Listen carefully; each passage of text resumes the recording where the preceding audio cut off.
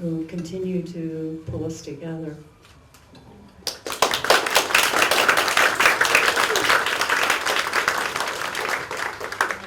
I am Amelia Mayona, and I am Mary's spouse. We live in the greenhouse, and she already told you some of the stories that we went through and we participated.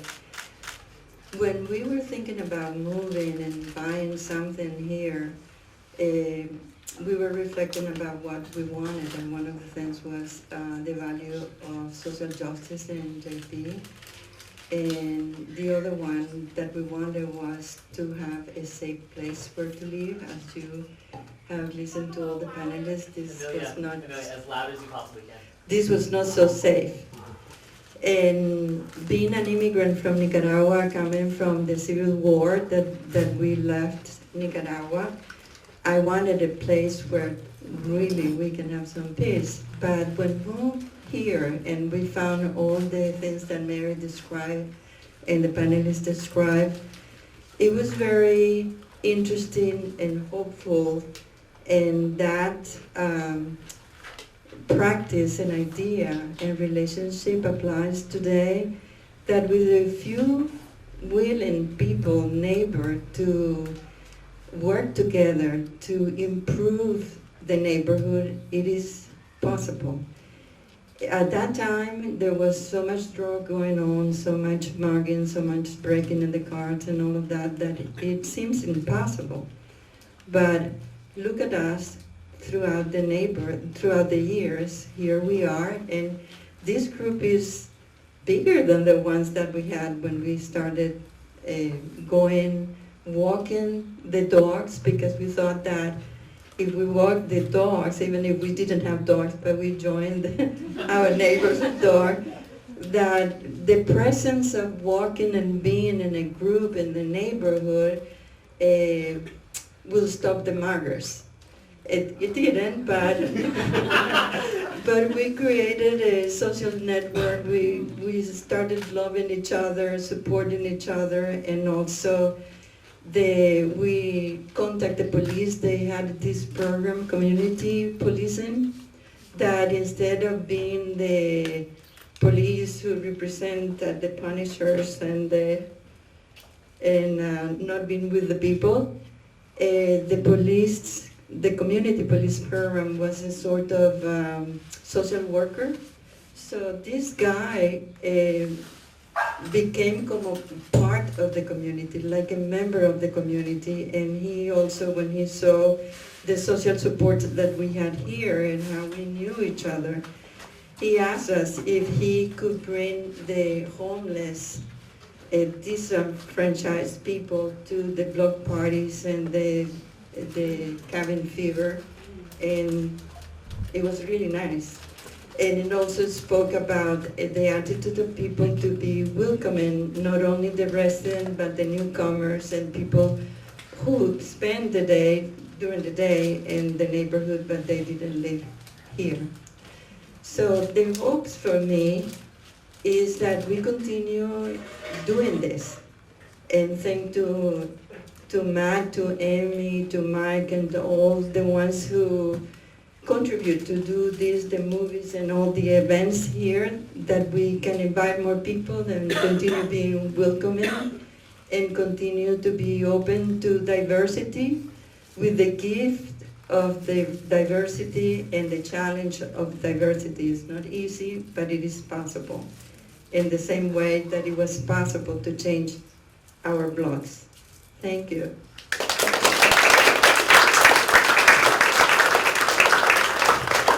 We're going to open it up to questions in just one moment, but first we have a latecomer, but also a very long-standing resident of Wellville, my friend Sarah Berman. So let's give her a little round of applause.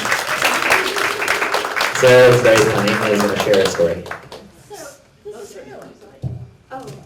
Okay, so this is going to be very short, and also I will warn you, I have cognitive decline, so I'm likely to stop in the middle of what I'm saying and trying to remember what I was going to say. So try not to get cognitive decline, and I'll try to keep going with what I'm trying to relate. When I first moved here, of course, it was a two-way street going down Weld Hill, and and also the place was full of McLeods. I don't know how many of you knew the McLeods, but there are hundreds of McLeods. And, and the children, the McLeods, I was amazed at this. The children would, first of all, they do everything in the street. Don't try to drive there anymore. And now they do, but you didn't really try to drive there. And so they would include everyone. Grown-ups, children, everyone got to play. If they were doing ball games or whatever, everyone participated. And I found that impressive. And I was told early on that I should go back to Newton where I belonged. I know, it wasn't very nice. However, those very same people would welcome me to come and play whatever game they were playing, so I didn't take it too seriously. And so what else? So it's been a good long time that I've been here, and I'm very grateful for the opportunity to be in the neighborhood with all of the changes that surrounded everyone. And I think that the how do you say that, the thoughtfulness of what comes next and how things are retained has been prime. With Kathleen's description of what happens in the garden and how that comes to be. And I think we're all very fortunate who get to experience this neighborhood, because many neighborhoods don't experience it. So that's all I'm going to say for now. Okay, so I think what we're going to do is just open it up to questions. So does anybody have a question in the audience? Sarah has a question, and I'll repeat it if you talk. I'll try. When the traffic was 2 ways, how much parking was there? Was there parking when everything was two-way street? Yes, there was parking. Although not so much, because of course there weren't tons of people with cars at the time, but yes, it was two-way. And Pete, can you comment? You told me once that you would watch people on a Friday night. Do you remember that story? You'd watch people on the street. Say that again. I would watch. Didn't you tell me because it was 2 ways, all the streets were 2 ways, you would just get a six-pack and sit on your porch and watch people fight? No, there's no six-pack involved. Though what I did notice when it was 2 ways, in the wintertime when I was going to work in Cambridge, I could hear if it was snowing hard or not, because the cars coming up the hill, got to about my house and the wheels started spinning. And when I heard that noise, I thought it was going to be a bad day going to work. Kind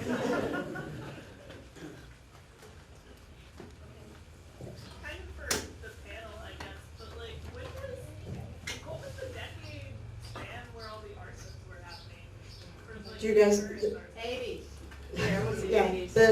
The question is about the arsons that were happening. There were not as many arsons in this neighborhood particularly. They were more in Roxbury and Dorchester, and it was in the 80s because people could get more money from the insurance. Do you guys have any? Yeah. Question here. I moved into Forest Hills in 1994, and there were a lot of artists here, and a lot of lesbians too. A lot of artists, and Crohn's Harvest Bookstore and all that.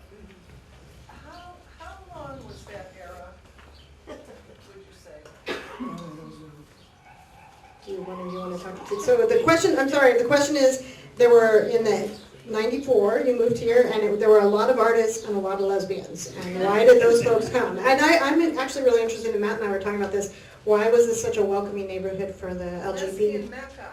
LGBTQ population, right? For a long time, I right? know why the artists left, but I don't Right. know. Yeah, the artists got priced out. But. How long were they here? I moved to JP in 75, and I remember hearing that even then that there were a lot of lesbians in Jamaica Plain. Not many gay men, but a lot of lesbians. I don't know why, but I just remember hearing that. Cheap. Well, I think Deborah and I and our partners next door, when we moved in, we felt like we were one of the first lesbians when we moved in 1983, and there was some incidents that happened. We had a little garden beside our house, and the cemetery fence was just on the other side. And one time I was out picking lettuce in the garden, and these rocks were falling around me. And I looked, and there were some teenage boys on the other side of the fence throwing rocks. And I said, "What's going on?" And they said, "We don't want your kind here."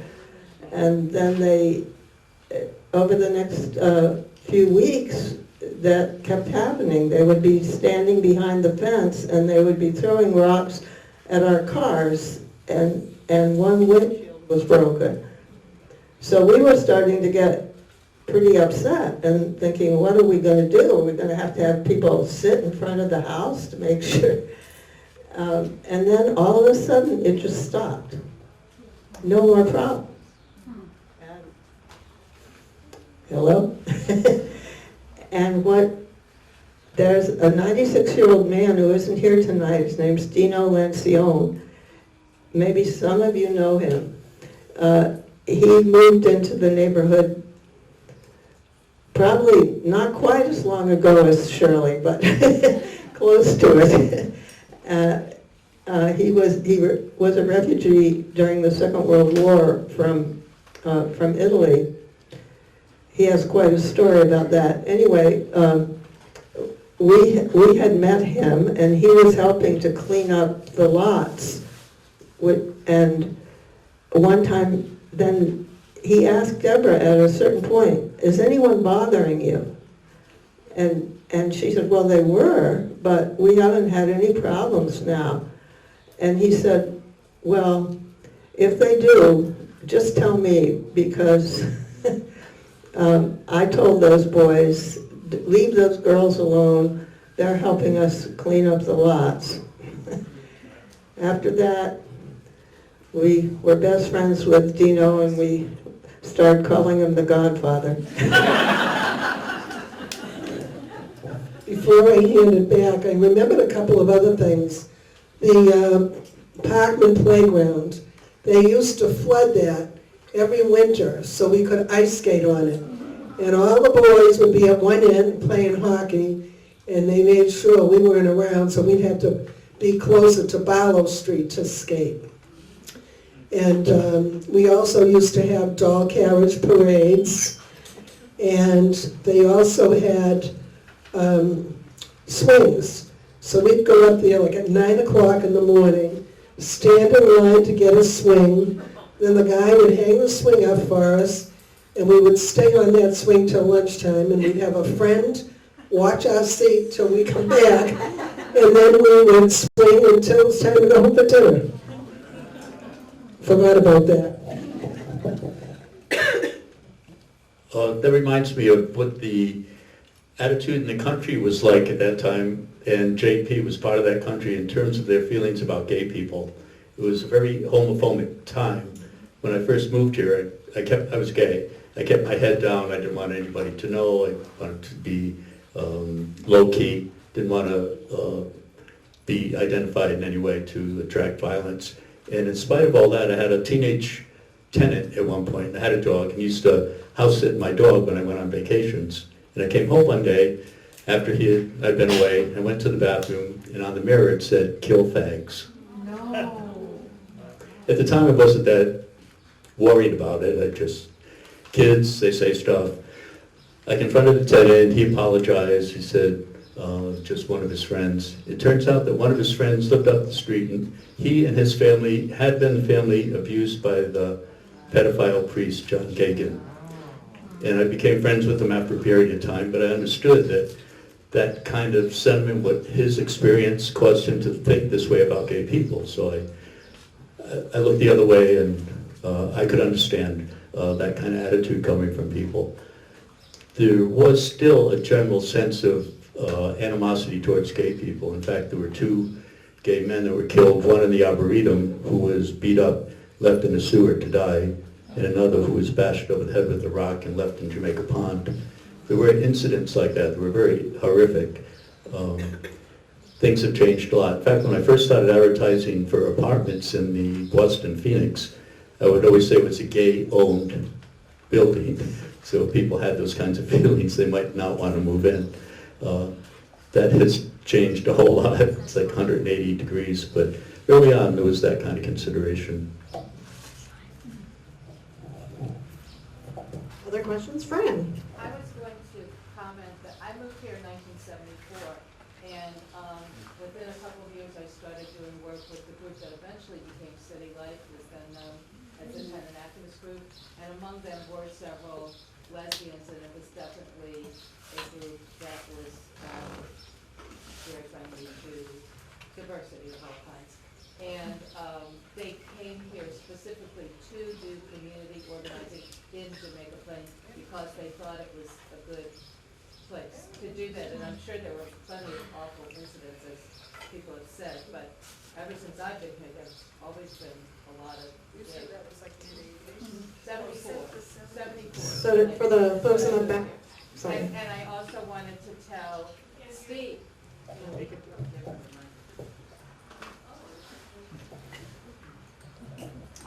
I also wanted to tell Steve that I've been walking around Jamaica Pond and in the Arboretum for 51 years, so I never stopped doing that. I used to joke to my friends that I would probably die of natural causes. Gunshot to the head, jogging around Jamaica.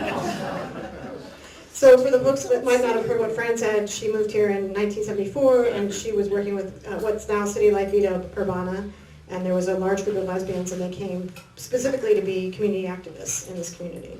And there is a long history of community activism, lots of abolitionists and suffragists and people who are world peace reformers and prison reformers and the first kindergarten, so early education. So.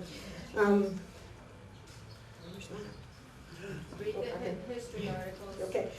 There's a question back here. Jacob. A few about, why for you, why is it called Jamaica Plain? The question there is, why is it called Jamaica Plain? I do have slides about it, and we have an article on our website, and we've been on WGBH and a couple different radio stations. There are three stories. So we talked about Center Street being the road south to Dedham. If you were leaving Boston and you're going to south to Dedham, the first place you sort of hit a pit stop, so 6 miles in was, on Center Street, was Jamaica Plain. And there were 3 taverns here, so people used to stop here and drink their Jamaica, their rum, plain, or neat. The first time you see Jamaica Plain on a map is 1655. It says Jamaica Plain near the pond, and there's enough people living here that you need a name. And in 1655, there was a very underwhelming naval battle between the Spanish and the English, and they took the island of Jamaica. So maybe because they needed a name and there was a battle, the English settlers used to use that as a naming convention. Could be. The other thing is that there was a sachem, the group of indigenous people who lived at the mouth of the Neponset River, but also used to come over and spend the summer on the Jamaica Pond. His name was Ketchamakin. And the English settlers had trouble with that. It's not that hard. So they called him Chief Jamaica. So possibly because Chief Jamaica was known to be in this area, that's where the name came from, but we don't really know. And for all of you, since you've seen how the neighborhood of Jamaica Plain has changed, have you guys ever seen like the Jamaica Plain JP Licks come into existence before, or was that before that? Oh, thank you.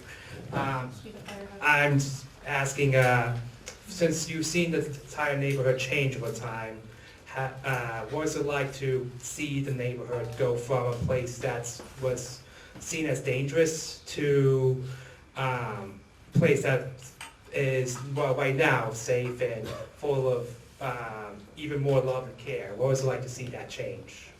It was great. It is great. My property taxes are sky high, but otherwise it's great to see that change. I feel safe.